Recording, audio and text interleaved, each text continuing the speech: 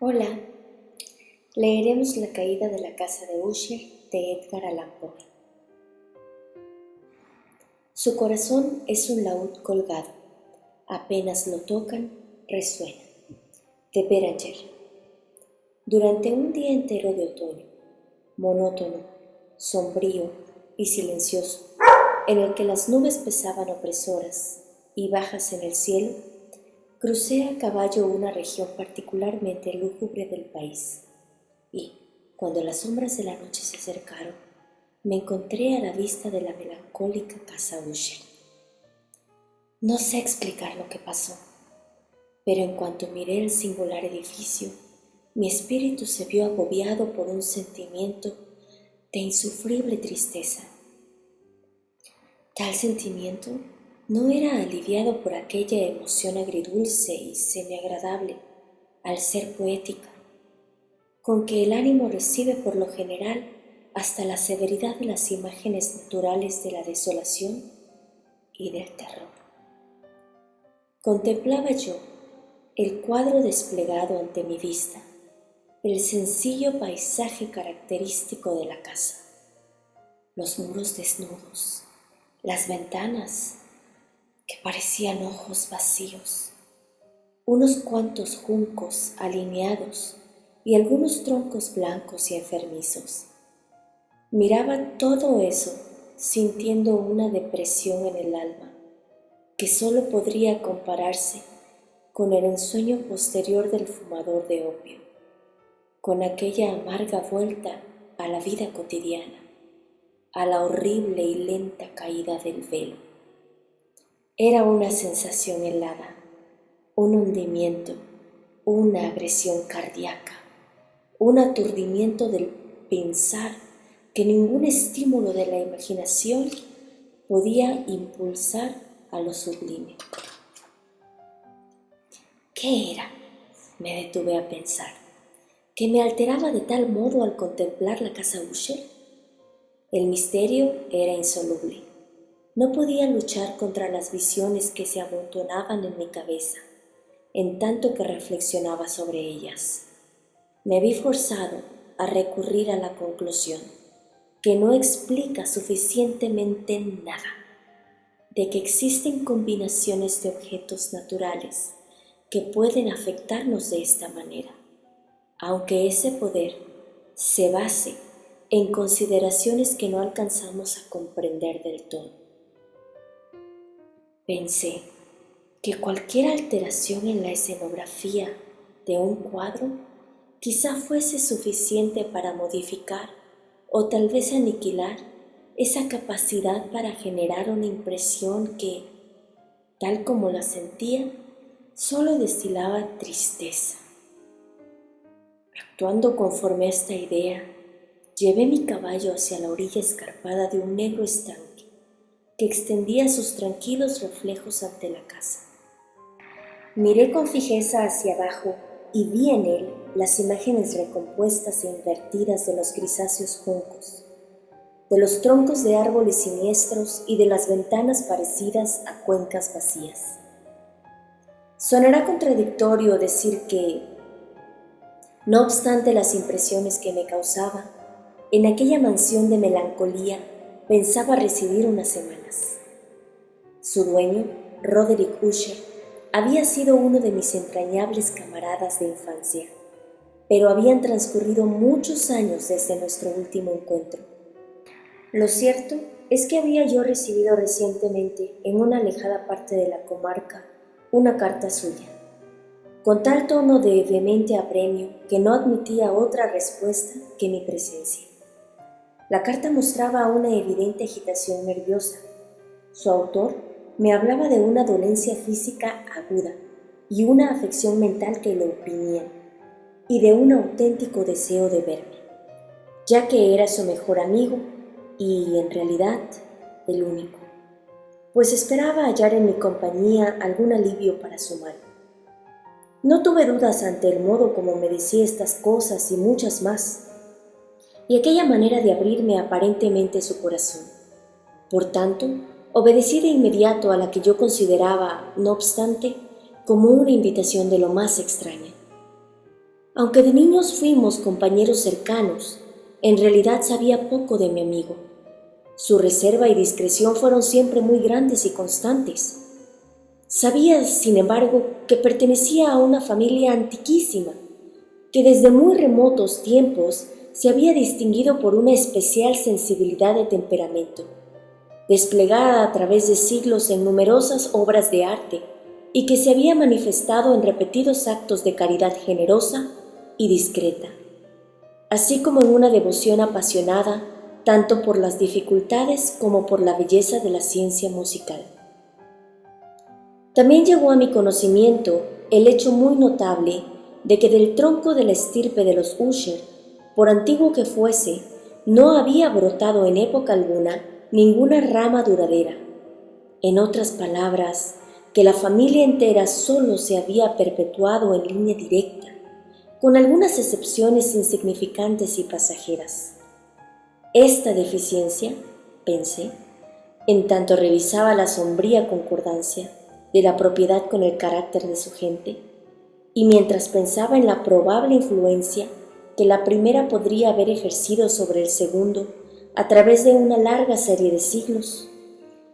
Esta deficiencia, quizás, de rama colateral y de la inevitable transmisión directa de padre a hijo del patrimonio de la estirpe, era lo que a la larga había identificado tan bien a los dos, reuniendo el título originario de la posesión con la arcaica y equívoca denominación de Casa Usher, la cual era empleada habitualmente por los lugareños y parecía juntar en su espíritu a la familia y su mansión. La inquietud inicial que, sin que supiera los motivos, me había causado la casa, se había incrementado en la contemplación del estanque. No dudo de que un componente de superstición haya podido invadirme, y aquella fue quizás la única razón que hizo surgir en mi mente, cuando mis ojos se alzaron hacia la casa, misma desde su imagen en el estanque, una visión extraña, una idea en verdad ridícula, tanto que si la menciono es para demostrar la vívida fuerza de las sensaciones que me oprimían. Mi imaginación había trabajado tanto que llegué a creer en realidad que flotaba una atmósfera especial, distinta a cualquier otra en torno de la casa, y la posesión entera, así como en los lugares aledaños. Atmósfera que no guardaba ninguna afinidad con el aire del cielo, sino que se desprendía de los enfermizos árboles, de los muros grises y del silencio del estanque, y un vapor pestilente y místico, apenas visible, opaco, pesado, de un tono plomizo. Sacudí de mi espíritu lo que no podía ser sino un sueño y examiné con más atención el aspecto real del edificio. Su rasgo distintivo era el de una excesiva antigüedad y una ruina extensiva. Muy grande se notaba la decoloración producida por los siglos. Diminutos hongos cubrían toda la fachada y la tapizaban, a partir del alero, como una fina telaraña. Pero todo aquello no implicaba deterioros fuera de lo común. Ninguna parte de mampostería se había desprendido, y parecía existir una contradicción extraña entre la perfecta integración de todas sus partes y el desmenuzamiento particular de cada una de las piedras. En definitiva, el edificio no presentaba ningún síntoma de inestabilidad. ¿Acaso la mirada de un observador escrupuloso hubiera descubierto una grieta apenas visible, que, extendiéndose desde el tejado de la fachada, bajaba en zigzag por el muro e iba a perderse en las tétricas aguas del estanque? En tanto que observaba estas cosas, seguía a caballo un corto terraplén hasta la casa. Un mayordomo sujetó a mi cabalgadura, y yo entré por el arco gótico del vestíbulo. Un criado de andar furtivo me condujo en silencio, a través de corredores intrincados y oscuros, hacia el estudio de su amo. Muchas de las cosas que encontré en el camino contribuyeron, ignoro por qué, a exaltar aquellas vagas sensaciones de las que allá hablé antes.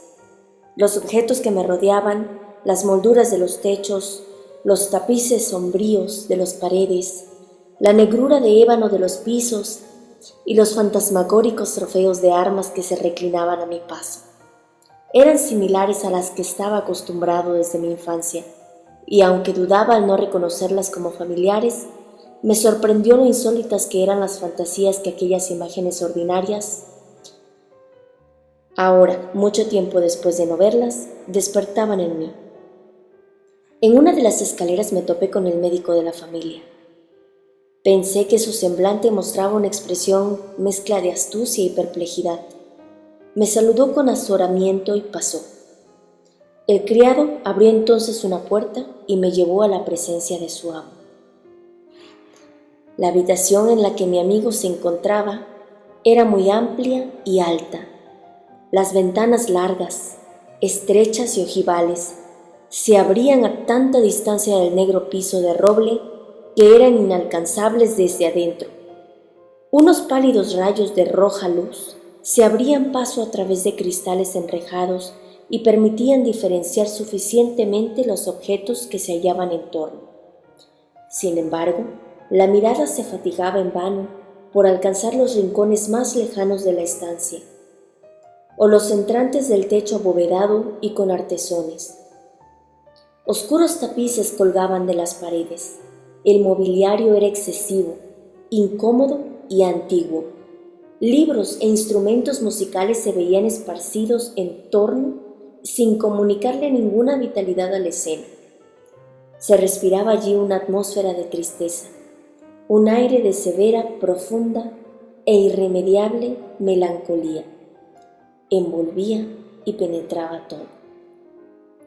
Cuando entré, Usher se levantó de un sofá sobre el cual se hallaba tendido y me saludó con una calurosa viveza que mucho se parecía, tal fue mi primer pensamiento, a una exagerada cordialidad, al obligado esfuerzo de un hombre de mundo en huye.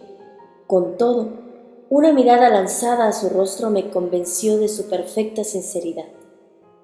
Nos sentamos y durante unos instantes, mientras él callaba, lo observé con un sentimiento, mitad compasión y mitad espanto. Jamás hombre alguno había cambiado de una manera tan tremenda en tan breve tiempo como Roderick Usher. A duras penas pude yo mismo llegar a persuadirme de que la identidad del hombre que estaba frente a mí era la misma que la del compañero de mis primeros años, aunque el carácter de su fisonomía siempre había sido notable: piel cadavérica, ojos grandes, líquidos y luminosos, labios finos y muy pálidos, de una curva bella, nariz de delicado tipo hebreo, pero de anchura desacostumbrada, en semejante forma, barbilla moldeada con finura, cabello como tela de araña por su suave delicadeza. Todos estos rasgos, unidos a un desarrollo frontal excesivo, constituían en conjunto una fisonomía que no era fácil de olvidar.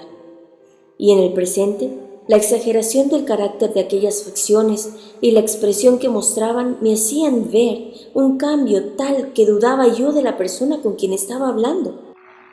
La espectral palidez de la piel y el brillo ardiente de los ojos me sobrecogían y hasta me asustaban. Había dejado crecer su sedoso cabello descuidadamente, y como aquella textura de telaraña flotaba más que caer en torno de la cara, no podía yo, ni esforzándome, relacionar aquella expresión arabesca con ninguna idea de simple humanidad. Al principio me chocó cierta incoherencia en los modales de mi amigo, pero pronto comprendí que ello se debía a una serie de pequeños esfuerzos por vencer su aprensión habitual y una excesiva agitación nerviosa. Estaba preparado para algo de esta naturaleza, no solo por su carta, sino también por ciertos recuerdos de su infancia. Sus actos eran alternativamente vivos e indolentes. Su voz cambiaba rápidamente de una indecisión trémula, cuando el espíritu vital parecía enteramente ausente de su persona, a otra especie de concisión enérgica surgida de la firmeza de sus convicciones.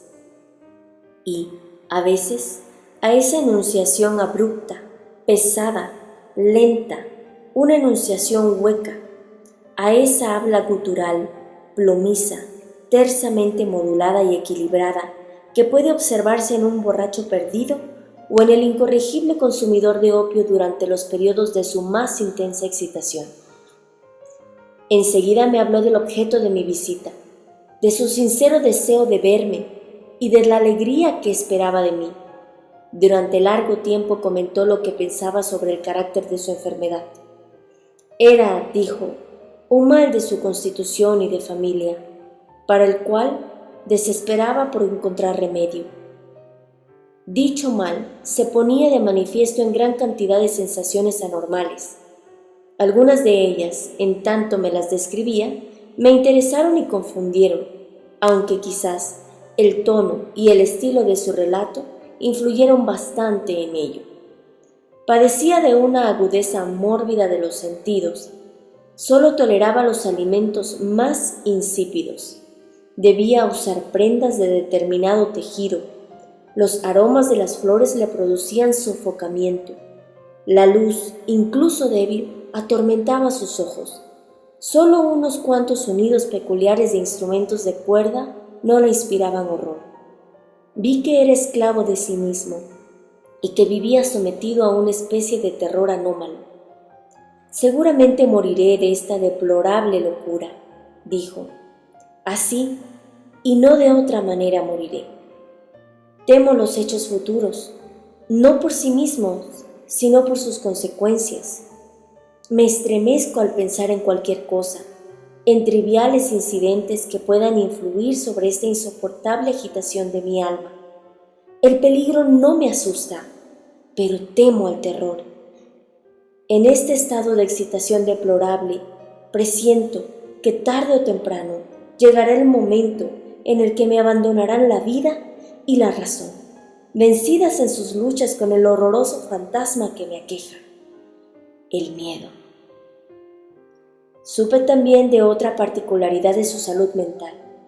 Se sentía encadenado por ciertas supersticiones ligadas a la mansión que habitaba, de la que no se había atrevido a salir nunca desde hacía muchos años, que se relacionaban con una supuesta influencia de la casa sobre él, cuya fuerza describía con palabras demasiado sombrías para repetirlas aquí, una influencia que algunas particularidades en la forma misma, en la naturaleza de la mansión, habían impreso en su espíritu a fuerza de soportarlas durante largo tiempo.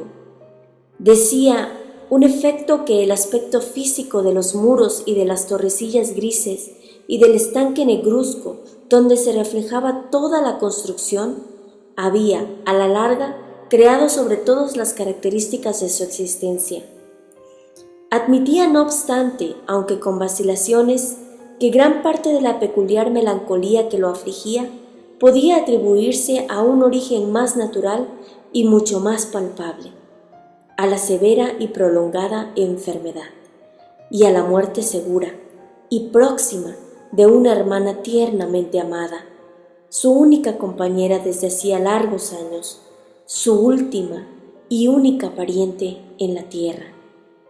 Su fallecimiento, dijo él con amargura, me dejará a mí, el desesperanzado, el débil, como el último de la antigua raza de los Usher.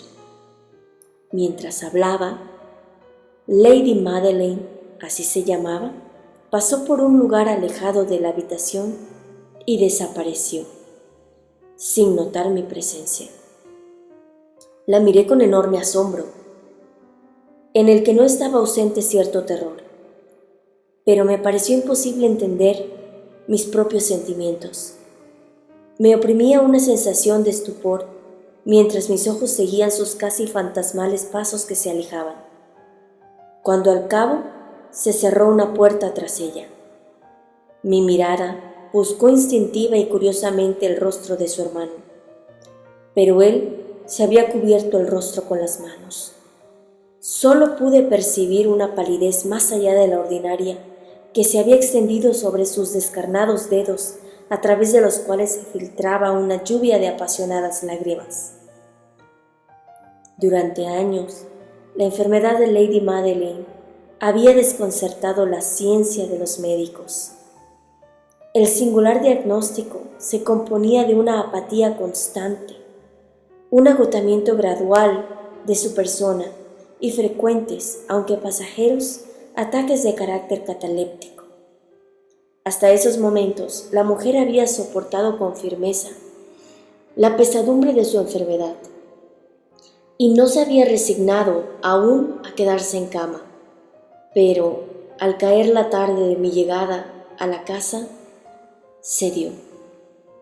Como su hermano me contó esa noche con una agitación inexpresable, al poder aplastante que la minaba, y supe que la mirada que le había destinado sería probablemente la última, que ya nunca más vería a aquella dama, al menos en vida. En los días que siguieron, ni Usher ni yo pronunciamos su nombre, y durante este periodo hice mi mejor esfuerzo para moderar la melancolía de mi amigo. Pintamos y leímos juntos, o bien, como en un sueño, escuchaba yo sus extrañas improvisaciones en su elocuente guitarra, y de este modo, a medida que una intimidad creciente con mayor familiaridad me abría las profundidades de su alma, reconocía ya más amargamente la vanidad de todos mis esfuerzos por reanimar su espíritu, cuya negrura, como una propiedad que le fuese inherente, derramaba una irradiación incesante de tinieblas sobre todos los objetos del universo físico y moral. Guardaré siempre el recuerdo de las muchas horas que pasé a solas con el dueño de la casa Usher, pero trataría en vano de definir el carácter exacto de los estudios o de las ocupaciones a las que me inducía o cuyo camino me mostraba. Un idealismo ardiente, excesivo y enfermizo proyectaba su luz sulfurosa sobre todas las cosas. Sus largas y fúnebres improvisaciones resonarán eternamente en mis oídos. Entre otras cosas, recuerdo dolorosamente una cierta perversión y amplificación del aire, ya muy extraño del último vals de von Weber.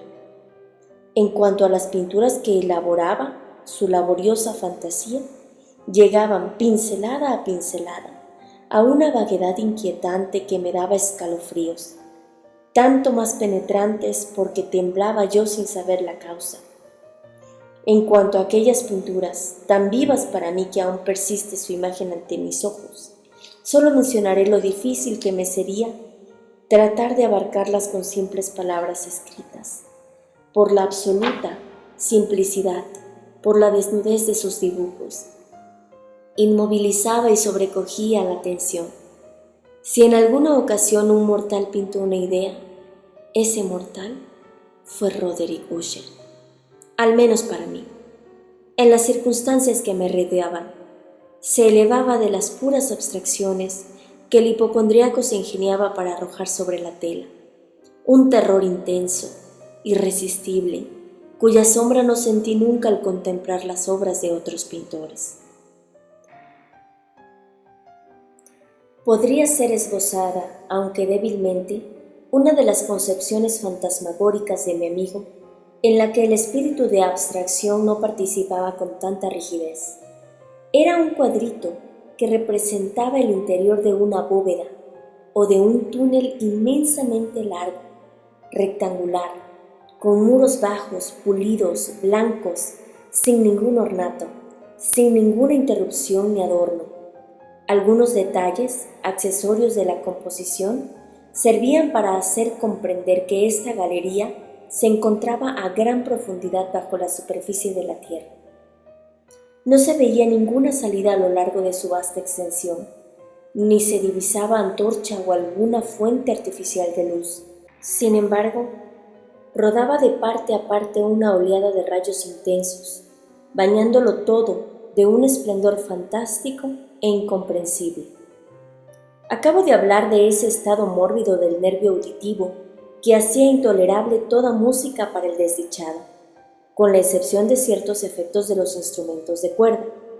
Eran quizás los estrechos límites en que se había confinado él mismo. Al tocar la guitarra, los que en gran parte habían dado aquel carácter fantástico a sus interpretaciones. Pero en cuanto a la fogosa facilidad de sus improvisaciones, no era posible explicarla de la misma manera. Debían de ser, y lo eran, tanto las notas como las palabras de sus fantasías, pues las acompañaba a menudo con improvisaciones verbales rimadas, resultado de ese intenso recogimiento y de aquella concentración de fuerzas mentales que no se manifestaban sino en los casos particulares de la más alta excitación. Me acuerdo con facilidad de las palabras de una de aquellas rapsodias. ¿Acaso me impresionó más fuertemente cuando él la recitó?